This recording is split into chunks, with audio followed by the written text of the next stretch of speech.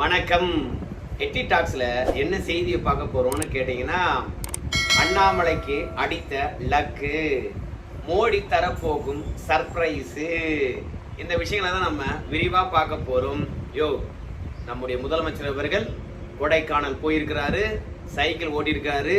அதை பத்தி நீ பேசிருக்கிறியா? நீ கண்டிப்பாக அதை பத்தி பேசத்தான் போறோம். ஏன்னா விஜயை பொறுத்த வரைக்கும் முதலமைச்சர் ஆவதற்காக ட்ரை பண்றாரு. ஆனா நம்ம முதலமைச்சர் விஜயாக மாறுவதற்காக ட்ரை பண்றார். விஜய் சந்தன கலர் பேண்ட் வெள்ளை சட்டை போட்டா நம்ம முதலமைச்சர் அதே மாதிரி போடுறாரு.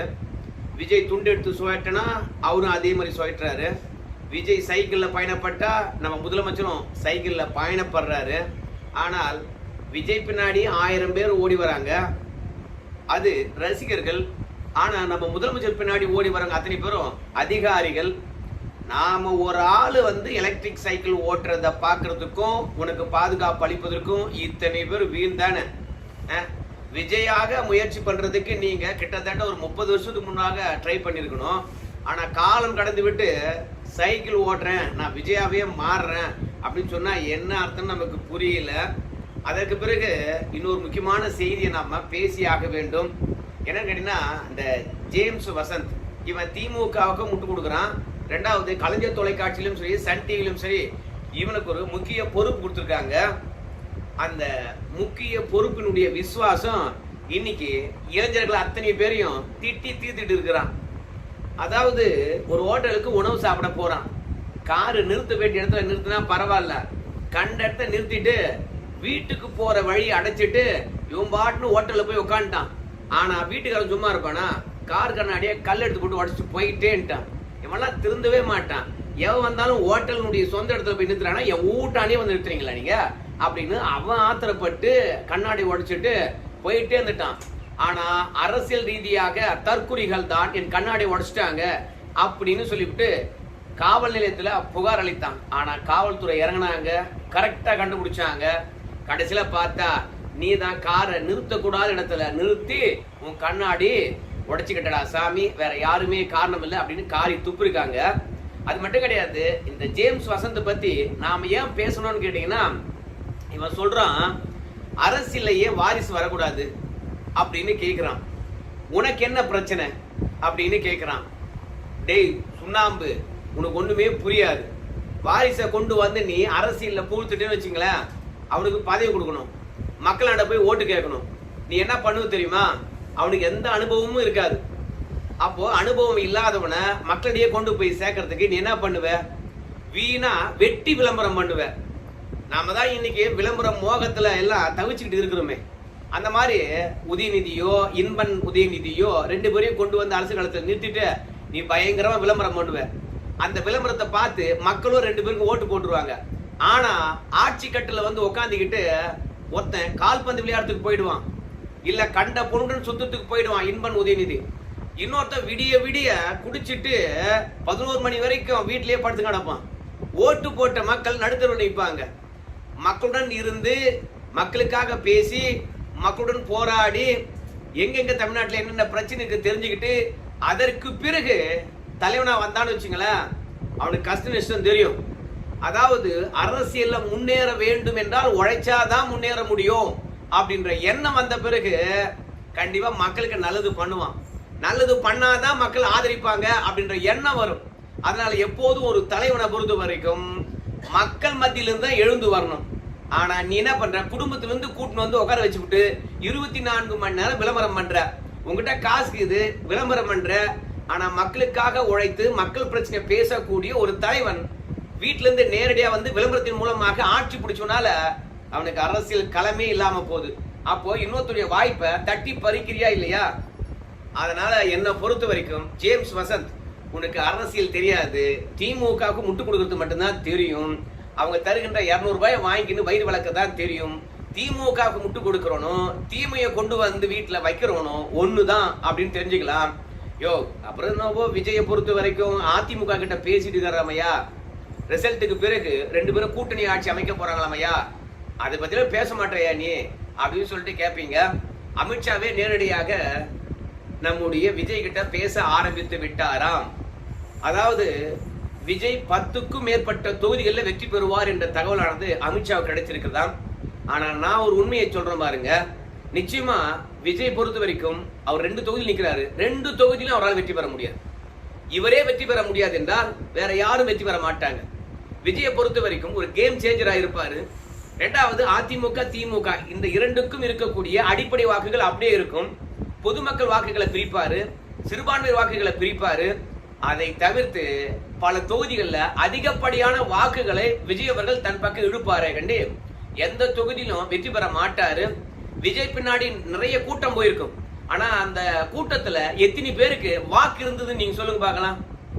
இல்ல விஜய் விஜய் விஜய்னு சமூக வலைதளத்தை கத்திட்டு இருக்காங்கல்ல, அதுல எத்தனை பேர் ஓட்டு போட்டான்னு சொல்லி பார்க்கலாம். விஜய்க்கு ஆதரவா பேசக்கூடிய அத்தனை பேருக்கும் வாக்கு இல்ல, ஆனா சத்தங்கள் அதிகமா இருக்குது. ஒரு கல்யாண மண்டபத்துல 100 பேர் உட்கார்ந்து இருந்தாலும் 5 இளைஞர்கள் இருந்தால் அவங்க போடுற சத்தம் தான் அதிகமா இருக்கும். ஒரு கல்யாண மண்டபத்துல 1000 ஆண்கள் இருந்தாலும் 30 பெண்கள் இருந்தால் அந்த சத்தம் தான் அதிகமா இருக்கும். அந்த மாதிரி தான் விஜயுடன் இருக்கக்கூடியவங்க எத்தனை பேரு வாக்கு போடுறதுக்கான தகுதி பெற்றவர்கள் தெரியாது. ஆனா விஜயை பற்றியும் விஜய்க்கு ஆதரவாகவும் ஏகப்பட்ட குரல் கொடுத்திருக்கலாம். ஆனா அத்தனையும் விஜய்க்காக ஓட்டு விழுந்துச்சு, அதனால அவர் ஆட்சியே பிடிச்சிருவாரு. இல்ல எடப்பாடி பழனிசாமி விஜயால குறைவான தொகுதியில் வெற்றி பெறுவாரு, விஜய் வந்து சேர்ந்த பிறகு ஆட்சி அமைச்சிடலாம், அதுக்காக கூட்டணி பேசுறாங்க அப்படின்னு சொல்றதெல்லாம் கல யதார்த்தம் இல்லை. ஒருவேளை அரசியல்ல ஒரு மிராக்கல் ஏற்பட்டு போச்சுன்னு வச்சுங்களேன், என்ன பண்றது? அதனால விஜய் நம்ம பிடிச்சு வைத்திருப்பது சரியானதாகத்தான் இருக்கும். ஏன்னா விஜயை பொறுத்த வரைக்கும் திமுக மாதிரியே பேசுவான். ரெண்டாவது திமுக கொள்கை தான் என்னுடைய கொள்கைன்னு சொல்லுவான். அந்த தெலுங்கு தலைவராக இருக்கக்கூடிய நம்முடைய பெரியாரை தான் இவனுடைய கொள்கை தலைவராக வச்சிருக்கிறான். அதனால கொள்கை பாசத்துல திமுக நேசத்துல கடந்த காலங்கள்ல படம் எடுத்தாங்க என்ற ஒரே எண்ணத்தினால ஏதாவது மிஞ்சி போய் ஒரு 20 தொகுதி ஜெயிச்சுட்டானா திமுக பக்கம் போயிட்டானா என்ன பண்றது? அதனால கண்டிப்பா அமித்ஷா விஜயுடன் பேசியிருக்கிறாரு, எடப்பாடி பழனிசாமி பேசியிருக்கிறாங்க. நல்ல ரிசல்ட் தான் கிடைச்சிருக்குது. மே மாசம் 4ஆம் தேதி வரைக்கும் நம்ம வெயிட் பண்ணுவோம். ஏயா இந்த சசிகலா பொறுத்த வரைக்கும் எடப்பாடிக்கு விழுகின்ற எல்லா வாக்குகளும் பிரிச்சுட்டாங்களாமே, அதை பத்தி நீ பேசவே இல்லையே அப்படின்னு சொல்லிட்டு கேட்கலாம். ஆமா, இன்னைக்குதான் ஊடகத்துல அந்த செய்தி பரபரப்பா பேசப்படுது. ஏன் இந்த செய்தி பரபரப்பா பேசப்படுது தெரியுமா? அதிமுகவுக்கு அசைக்க முடியாத பெரும்பான்மை கிடைக்கும் அப்படின்ற செய்தி தான் எல்லா கருத்து கணிப்புகளும் வருது.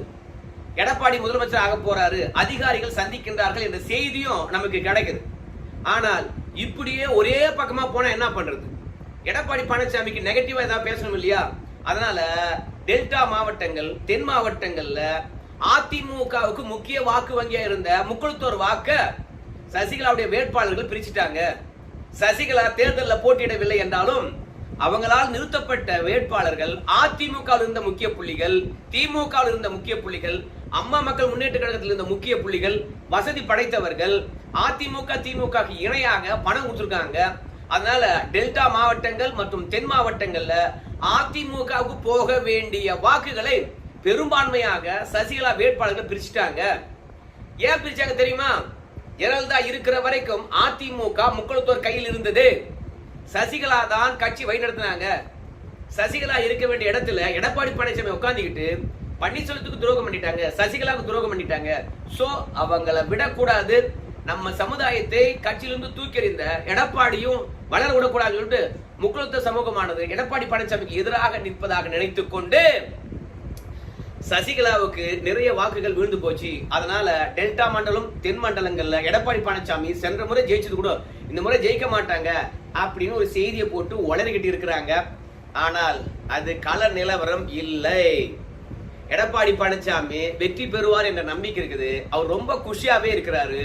அதனால எலெக்ஷன் ரிசல்ட் வந்த பிறகு பூத் ஏஜென்ட்களாக யாரெல்லாம் வேலை பார்த்தாங்களோ அவங்களுக்குலாம் கிஃப்ட் பாக்ஸ் கொடுக்க போறாராம். எடப்பாடி பழனிசாமி கட்சியில வேலை பார்த்தவங்களுக்கு கிஃப்ட் பாக்ஸ் கொடுக்க போறாரு அப்படின்னு தெரிந்து கொண்ட பிறகு திமுகவும் வலுவாக தேர்தலில் வேலை பார்த்த பூத் ஏஜென்ட்களுக்கு வந்து பாத்தீங்கன்னா கிஃப்ட் பாக்ஸை வாரி தர போறாங்களாம். இந்த செய்தியை படிங்க, சமூக வலைதளத்துல வந்திருக்கிறது. அதனால எடப்பாடி பழனிசாமி அசைக்க முடியாத நம்பிக்கையில் இருக்கின்றார். அதுக்கு என்ன காரணம் கேட்டீங்கன்னா, நம்ம விஜய் தான் திமுக வாக்குகளை வலுவாக பிரிக்கின்ற காரணத்தினால நிச்சயமாக திமுக வெற்றி பெறுகின்ற தொகுதியில் அத்தனையும் அதிமுக வேட்பாளர் ஸ்கோர் பண்ணுவாங்க. ஏன்னு கேட்டீங்கன்னா திமுக எந்த அளவுக்கு பணம் கொடுத்ததோ அதே அளவுக்கு அதிமுகவும் பணம் கொடுத்திருக்குது சலிக்காம. சோ மொத்தத்துல அதிமுக தன்னுடைய இடத்தை தக்க வைக்கின்ற போது திமுக விஜய் இடத்துல தன்னுடைய இடத்தை தொலைத்திருக்கிறது. அதனால தான் வெற்றி பெற்று விடுவோம் என்ற அசைக்க முடியாத நம்பிக்கையில் இருக்கின்றார். அதிமுக அமைதியா இருந்தாலும் திமுக தவித்துக் கொண்டிருக்கிறது. கடைசி வரைக்கும் நீ அண்ணாமலை பற்றி பேசவே மாட்டே இல்ல அப்படின்னு சொல்லிட்டு கேட்பீங்க.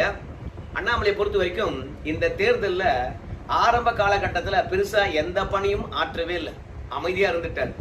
அதுக்கு காரணம் தமிழ்நாடு பாஜக மாநில தலைவர் பதவியில் தூக்குனது ஒரு வருத்தம் அப்படின்னு அண்ணாமலை நினைச்சாரு. அதனாலதான் வேலை செய்யல அப்படின்னு சொல்லிட்டு சொன்னாங்க. ரெண்டாவது எடப்பாடி பழனிசாமி சொல்லித்தான் அவருடைய தலைவர் பதவியை தூக்குனாங்க அப்படின்னு ஒரு வருத்தம். அது மட்டும் இல்ல, கூட்டணிக்கு தலைவர் எடப்பாடி பழனிசாமி தான் அப்படின்ற ஒரு நிலை இருந்ததுனால எடப்பாடியும் நானும் மோதிக்கிட்டோம், நாங்க எப்படி ஒன்னா சேர்ந்து வேலை பார்க்கறது என்ற மன உறுத்தல் காரணமாகத்தான் அண்ணாமலை ஒதுங்கி நின்னாரு அப்படின்னு சொன்னாங்க. நான்காவதாக பாஜக தன் தலைமையில ஒரு கூட்டணி போட்டு அதிமுக கூட்டணிக்கு இணையாக வாக்குகளை வாங்குச்சு. இப்ப மீண்டும் அதிமுகக்குள்ள போயிட்டு ஒரு கட்சியாக பாஜக இணைத்தால் ஒரு தலைமையில கூட்டணி போட்டு வாங்கின வாக்கு எங்க போறது? அது அதிமுக கூட்டணி மொத்தமா வந்துடுமா? இல்ல பாஜக தலைமை தாங்கும் போது ஏப்பா பாஜக போலாம்ப்பா ஒரு மாற்று சக்தி என்று நினைத்து ஓட்டு போட்டவங்க திமுக ஓட்டு போட்டாங்கன்னா இல்ல விஜய்க்கு ஓட்டு போட்டாங்கன்னா, அதனால அதிமுகவுடன் கூட்டணி வைத்தது தவறு என்று நினைத்து அண்ணாமலை அவர்கள் பொறுத்த வரைக்கும் அரசியல் களத்துல ஆக்டிவா இல்லை அப்படின்னு சொன்னாங்க. அதோட போச்சுன்னா தேர்தலில் போட்டியிட சொன்னாங்க. ஆனால் அண்ணாமலையை பொறுத்த வரைக்கும் தேர்தலில் போட்டியிடுற மாதிரி தெரியல. அவங்க தந்தையாருடைய உடல்நிலையை காரணம் காட்டினாரு. பிறகு அகில இந்திய பாஜக தலைமையானது அண்ணாமலையை கூப்பிட்டு பேச்சுவார்த்தை நடத்தியது. அதுக்கு பிறகு அண்ணாமலை அவர்கள் சுறுசுறுப்பா வேலை பார்த்தாரு. அதுலயும் கடைசி நேரத்தில் ஒரு 10 நாள் தமிழகம் முழுவதும் பயங்கரமான சுற்றுப்பயணங்கள். மற்ற தலைவர்கள் 2 மாசம் 3 மாசம் சுற்றுப்பயணம் செய்ததை அண்ணாமலை அவர்கள் 10 நாள்லயே தமிழகம் முழுவதும் சுற்றுப்பயணம் செய்தாரு.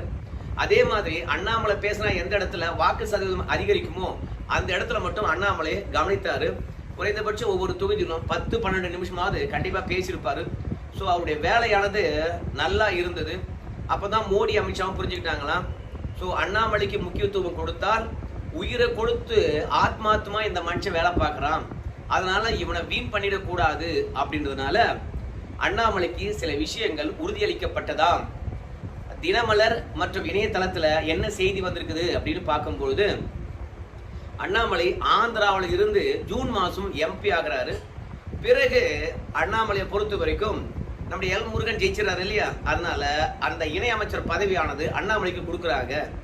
அப்படி அண்ணாமலைக்கு மத்திய இணையமைச்சர் பதவி கொடுத்த உடனே தமிழகத்தில் இருக்கக்கூடிய ஊடகங்களை சுலுக்கு எடுக்கிறாரு.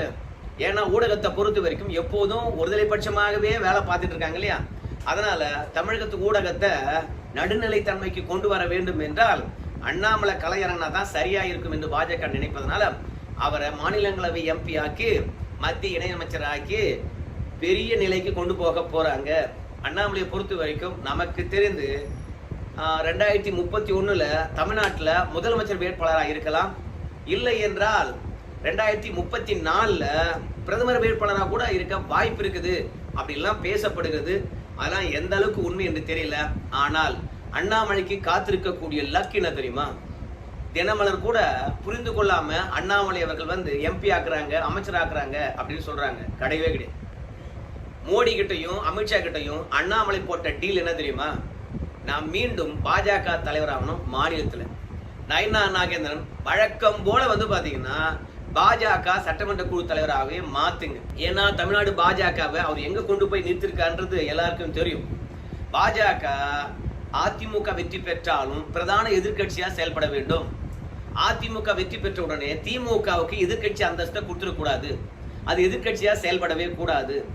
அரசியல் களத்துல திமுக பின்தங்கினதாகவே இருக்கட்டும். அதனால எதிர்கட்சி என்ற அந்தஸ்தை நாம எடுக்கணும். அண்ணாமலை இருக்கிற வரைக்கும் அதிமுகவை பின்னுக்கு தள்ளி பாஜக தான் எதிர்கட்சி அந்தஸ்து போல செயல்பட்டது.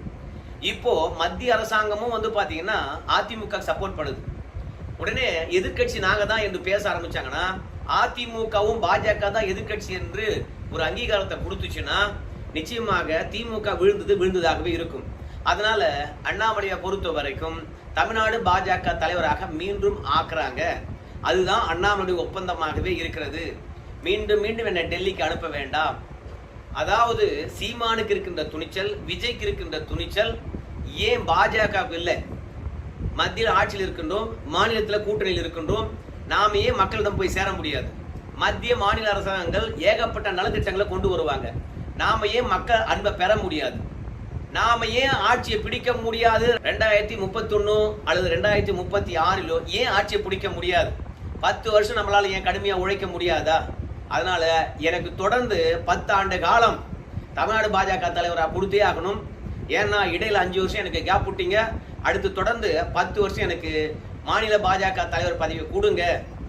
இப்போ செல்வாக்கு எழுந்திருக்கக்கூடிய பாஜகவை தூக்கி நிறுத்துறேன் அப்படின்னு அண்ணாமலை ஒப்பந்தம் போட்டிருக்காரு. அதனால தேர்தல் முடிந்த பிறகு அதிமுக பாஜக கூட்டணி எந்த அளவுக்கு வெற்றி பெறுகிறது என்று பார்த்துவிட்டு அண்ணாமலையை தான் பாத்தீங்கன்னா மாநில பாஜக தலைவராக்க போறாங்க. அதே மாதிரி காங்கிரஸ்லயும் பாத்தீங்கன்னா கொங்கு மண்டலத்தை சார்ந்த ஒருவரை தான் அகில இந்திய தமிழ்நாடு காங்கிரஸ் கட்சி தலைவராக போட போறாங்க. ஸோ அரசியல் களத்துல தேசிய கட்சியுடைய ஆதிக்கமானது வலுப்பெற வேண்டும் என்பதற்காக காங்கிரசும் பாஜகவும் மெனக்கிட்டு வேலை பார்க்கறாங்க. அதனால மத்திய அமைச்சர் ஆகிறார் அப்படின்னு சொல்றதெல்லாம் பொய். அண்ணாமலை மாநில தலைவராகத்தான் ஆகின்றார். நிச்சயமாக தேர்தலில் எந்த கட்சி தோத்தாலும் சரி அந்த கட்சியை ரீப்ளேஸ்மெண்ட் செய்ய வேண்டியதுதான் பாஜக எண்ணம். அது அதிமுக தோத்தாலும் பரவாயில்ல, திமுக தோத்தாலும் பரவாயில்ல, இந்த 2 கட்சியும் விழுந்ததாக இருக்கட்டும், பாஜக தூக்கி நிறுத்தணும் என்பதுதான் அகில இந்திய பாஜக எண்ணம். அதுக்காக அண்ணாமலை அவர்கள் தலைவராகின்றார். அண்ணாமலை கேட்ட விஷயமே கிடைக்கிறது. மோடி அதுதான் அண்ணாமலைக்கு பாத்தீங்கன்னா சர்ப்ரைஸா தரப்போறாரு. அண்ணாமலைக்கு அடிக்கிறது லக்கு. இதுதான் உண்மை. மற்றவங்க சொல்றதெல்லாம் போய் புரிஞ்சுக்கங்க. நன்றி.